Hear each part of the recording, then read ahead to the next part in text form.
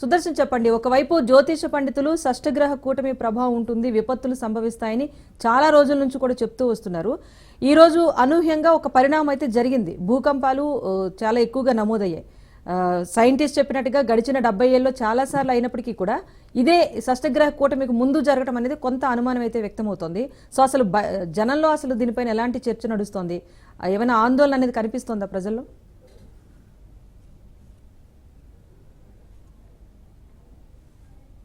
వణికిపోయిన పరిస్థితి.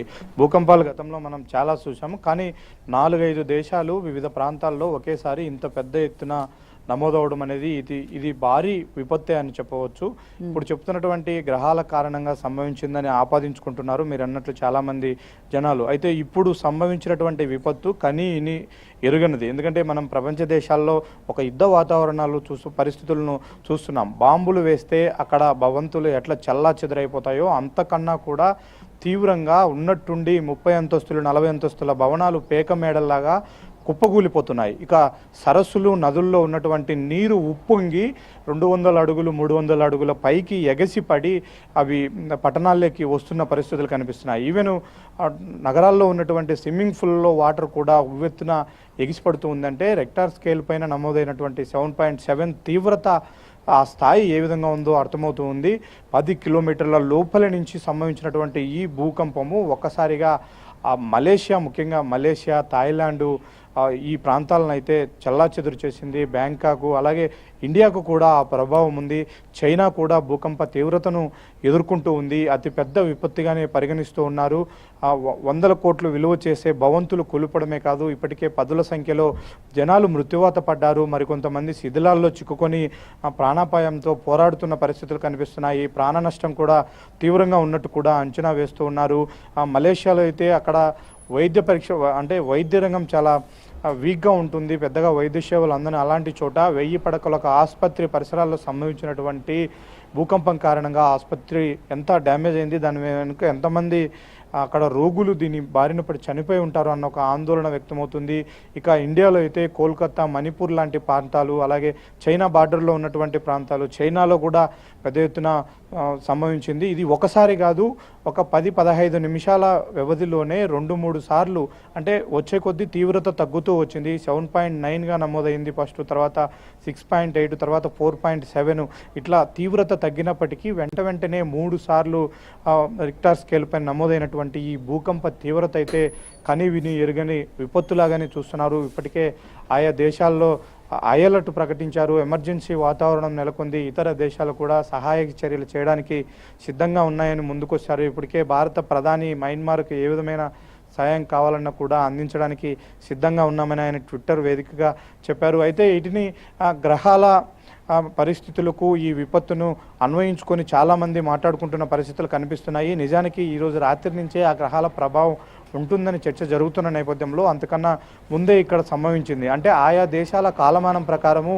ఆ గ్రహాలు ఇప్పుడే అక్కడ అంటే వాటికి అన్వయించుకునే పరిస్థితులు ఎదురవుతున్నాయి. ఈరోజు మధ్యాహ్నం 12:50 మయన్మార్ స్థానిక కాలమానం ప్రకారము మొదలైనటువంటి ఈ భూకంపాలు వెంటనే 3 సార్లు సంభవించిన నేపథ్యంలో వీటి తీవ్రత మరింత ఎక్కువగా కనిపిస్తుంది. ఇప్పటికే ఒక మయన్మార్ దేశంలోనే 30 మందిగా చనిపోయారు, మరో దేశంలో 40 మందికి పైగా శిథిలాల్లో చిక్కుకొని ఉన్నారు అని తెలుస్తూ ఉంది. చాలామంది కార్మికులు అందులో చిక్కుకొని ఉన్నారు. పెద్ద ఎత్తున ఆ భవనాలన్నీ కూడా కూలిపోతున్న పరిస్థితి. అంటే ఒక బాంబు దాడి జరిగి, ఒక సునామీ సంభవించి, ఒక ఘోర విపత్తు సంభవించి 3 పరిణామాలు ఒక్కసారి వస్తే ఎలా ఉంటుందో అంత తీవ్రతను, అంత టెన్షన్ను, అంత అలజడిని రేపాయి. దీంతో ఆగ్నేషియా కూడా ఒక్కసారిగా ఉలిక్కిపడిన పరిస్థితి. ప్రపంచ దేశాలు కూడా ఒకసారిగా ఈ సంఘటన నుంచి ఉలిక్కిపడ్డాయి. అయితే ఇప్పుడిప్పుడే సహాయ చర్యలు కూడా అక్కడ ముమ్మరం చేస్తూ ఉన్నారు. ఇప్పుడు 3 సార్లు నమోదైపోయింది కాబట్టి ఇక మళ్ళీ తిరిగి ఇప్పట్లో పునరావృతం కాదు అన్న శాస్త్రవేత్తల అంచనాతో సహాయ చర్యలు మొదలుపెట్టారు.